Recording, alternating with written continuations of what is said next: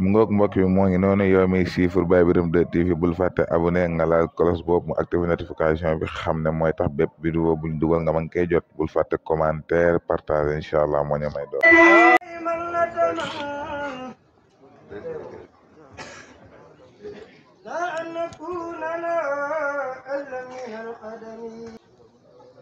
ذاك النبي رسول الله من نتمن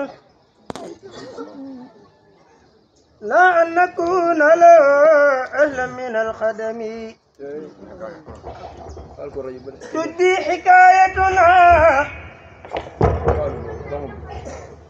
لما الإله لا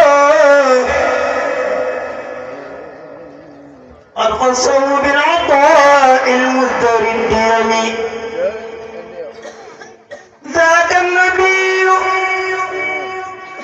رسول الله من نتمنى أن نكون لا أهلا من الخدم الحاج علي سدنان ينكال ممدو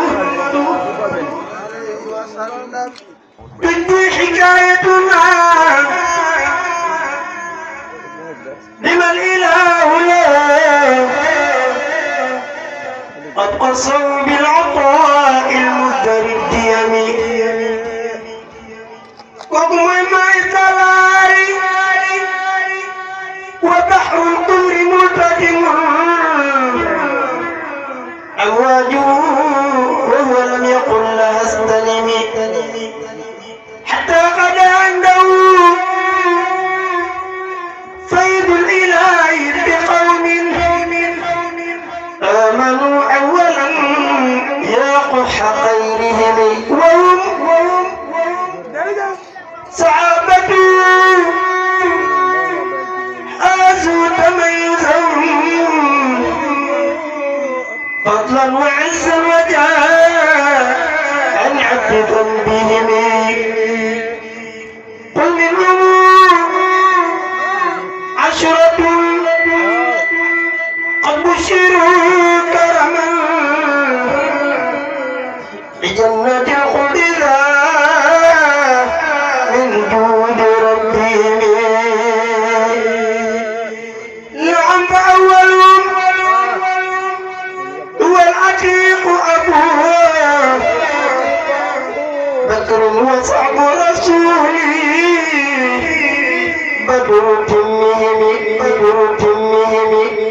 فبين معاذا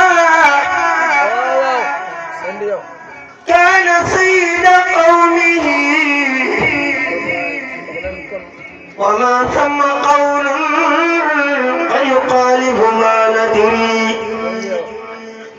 الأجل ستنام بايا بين هذا كان سيد قومه وما ثم قول قد يخالف ما ندري عند تعداد فضله فيمز الدعاء بالسحو أجلا